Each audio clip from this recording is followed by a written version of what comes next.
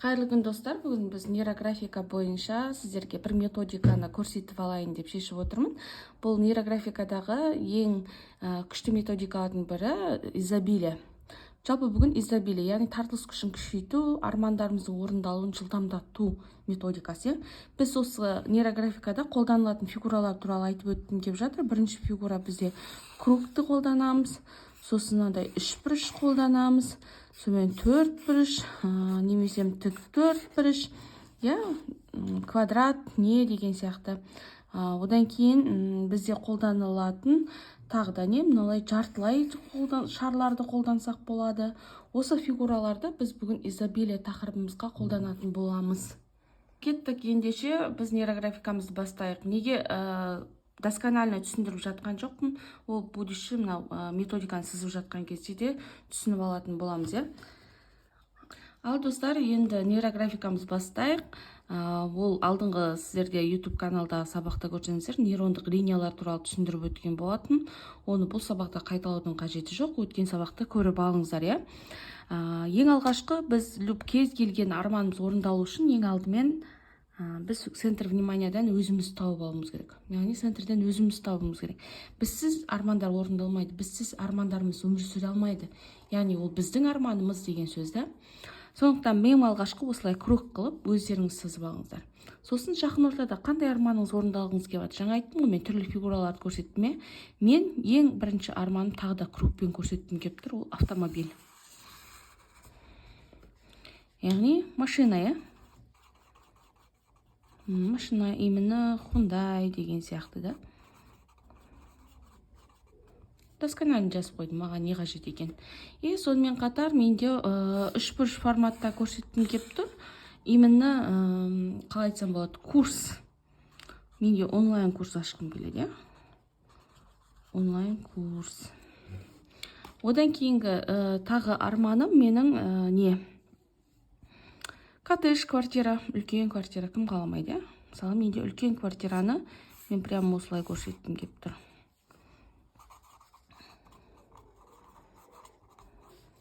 И тағы бір немен, мына жерге үшбұрышпен, прям әдемі үшбұрышпен ақша деп болғым келеді. Потому что ақшам көп болған қалай. И сонымен қатар мен жартылай мынандай қию арқылы саяхат деген келіп тұр. Саяхат. Міне мен өз арманымның изобилиясын сіз шықтым, не қалайтыным бәрін жазып шықтым. Енді осыны өзіме қарай тартылыс күшін күшейтемін. Сіздер не обязательно меніңкіндей болуы міндетті емес. Сіздер өздеріңіз қалағандарыңыз армандарын жаза аласыздар. Например, пустой жер қалдырмай, мысалға мына тұсқа сіздер тағы да бір төртбұрыш сызып, төртбұрыш сызып, бұған тағы бір арманыңыз жазып қойсаңыздар болады. Мысалға мен не жазамын? Мен мысалға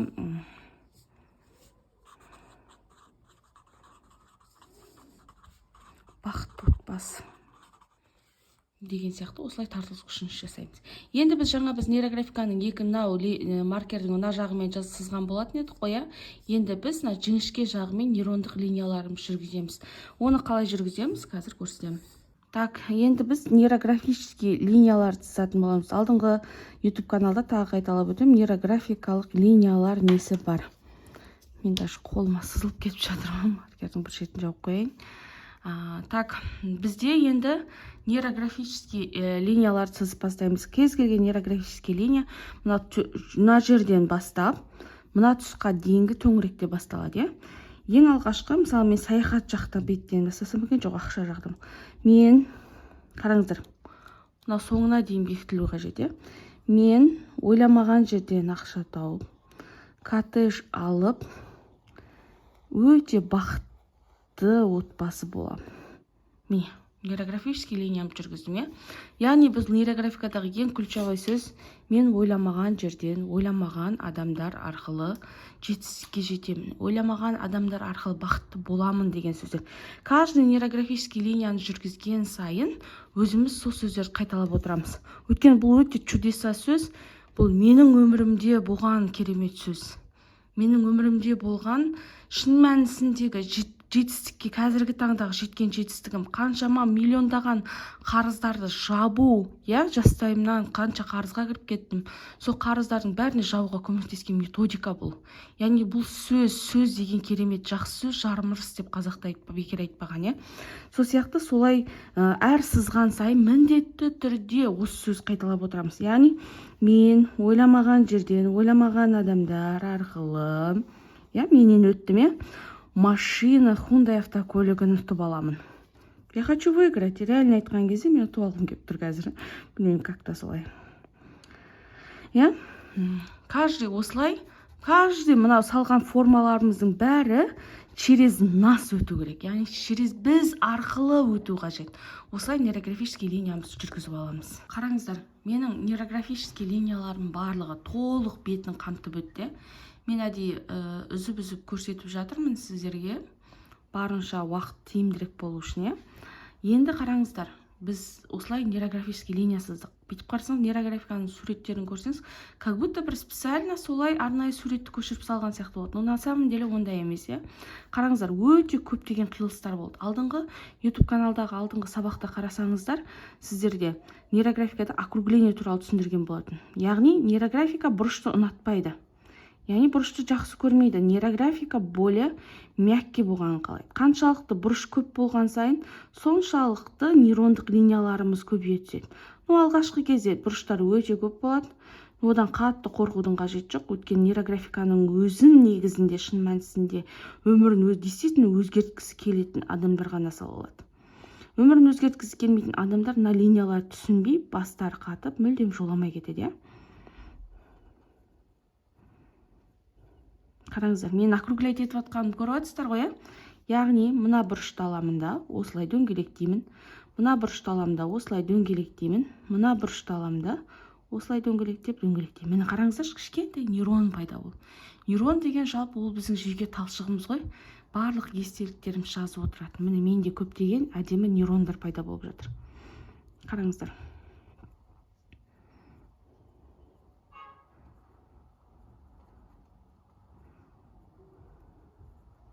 Кез келген барлық қиылысқан жерлердің бәрін округлять ететін боламыз.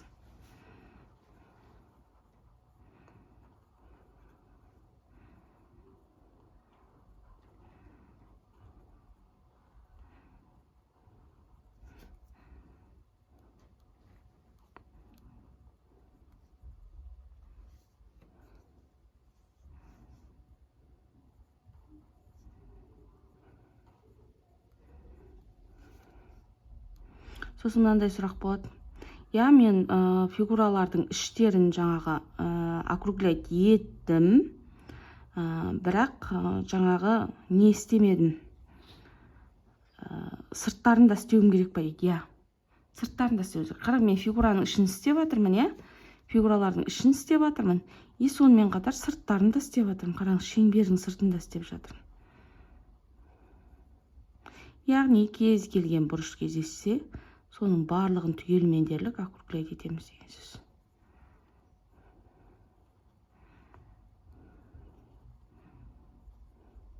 И әрдайым істеп атқан кезде қайталап отырыңыздар. Мен ойламаған жерден, ойламаған адамдар арқылы жетістікке жетемін. Мен ойламаған адамдар арқылы, ойламаған тұстан оңай және әрі тез өз онлайн курсымды ашамын. Мен ойламаған адамдар арқылы, ойламаған тұстан автомобиль ұтыс иегері атанамын. Например. Көбінде дайын нәрсеге көп қызықпаймын. Как-то сондай бір басқаша неожиданный бір нәрсе болғанын қалап жатырмын, реально айтқан кезде өмірімде.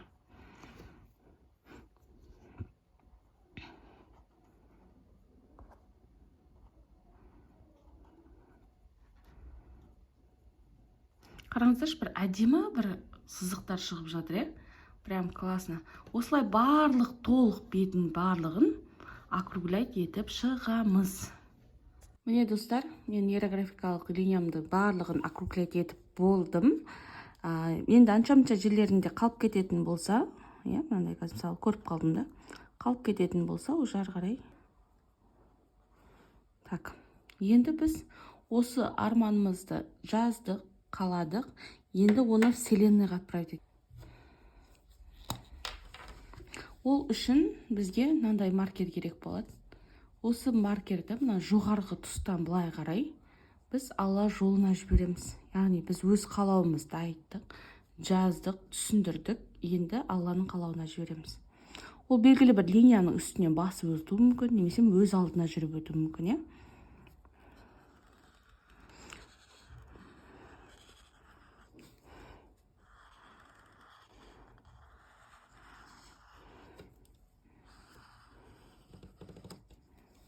Яғни бұны қалыңдатып түсеміз.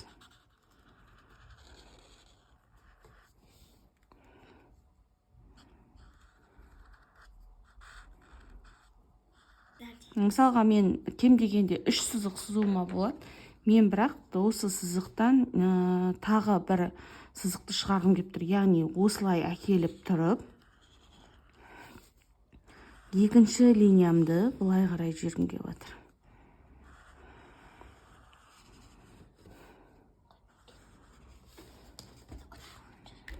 Одан кейінгімді былай қарай шығарғым келіп тұр.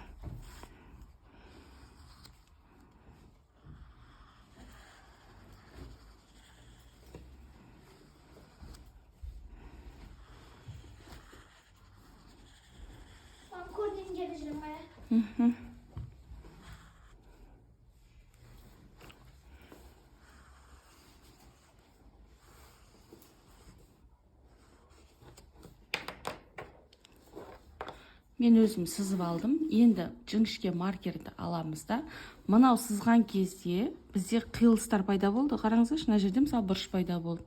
Оны округлять етеміз. Мына жерде бұрыш пайда болды. Оны округлять етеміз.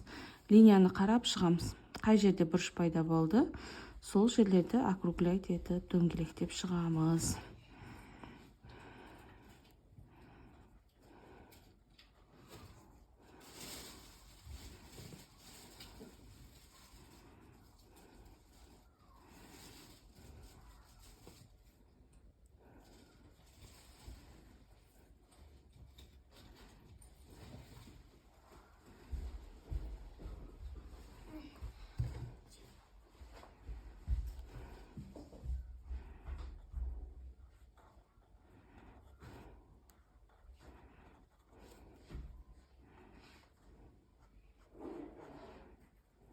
Достар, міне мен көріп тұрғандарыңыздай полностью округлять етіп біттім. Енді мен осы картиналарыма түс беретін болам. Яғни әсемдеп сәндейтін болам, Ол үшін мен 4 түс таңдап алам. Біреуіне көк алғым келіп тұр. Қызылап алғым келіп тұр. Как-то мынандай жасыл алғым келіп тұр. Так. Кептір. Как-то мынандай түс алғым келіп тұр, Осы 4 түсті таңдап алдым. Енді 4 түспен бояп шығатын болады. Ең алғашқы көк. Бұл жерде ереже мынандай ғой.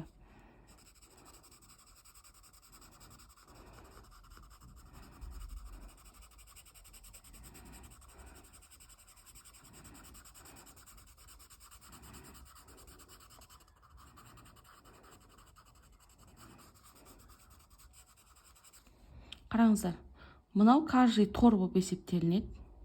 Мынау тор болып есептелінеді. Бір сурет, бір карандаш бояған кезде екеу болып тұру керек. Яғни, бүйтіп қараңыздар, мысалы айтайын.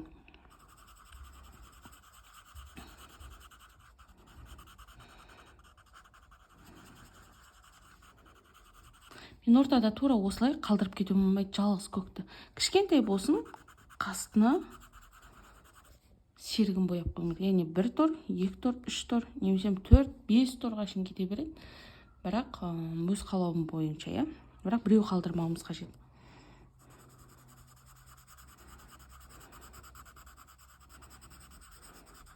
Көріп тұрғандарыңызда мен көк түсті аяқтадым. Енді бұл қажет емес. Маған қызыл керек болып жатыр. Енді қызылды тоже осы шамадан аламын. Енді не тырысып жатса, не үшін? Не үшін тырысып жатса?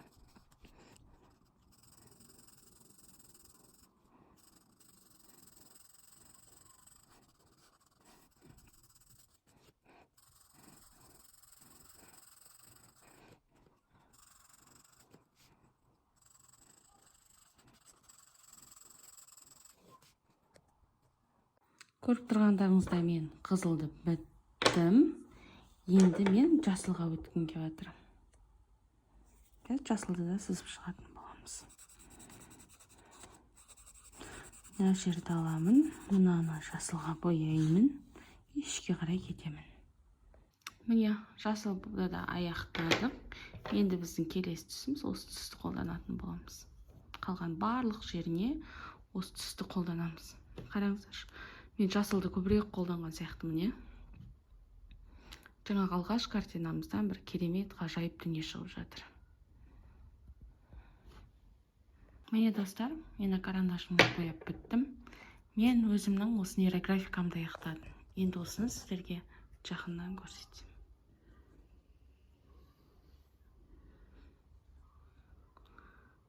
Егер ұнаған болса, лайк басып қолдау білдіріңіздер. Осындай ұзақ видеолар шығып тұрған қаласаңыздар, подписация етіңіздер. Сіздерді өз парақшамда жаңа керемет комментарийлермен, сұрақтармен шықсаңыздар, әрине сұрақтармен жауап беретін боламын. Рахмет баршаңызға.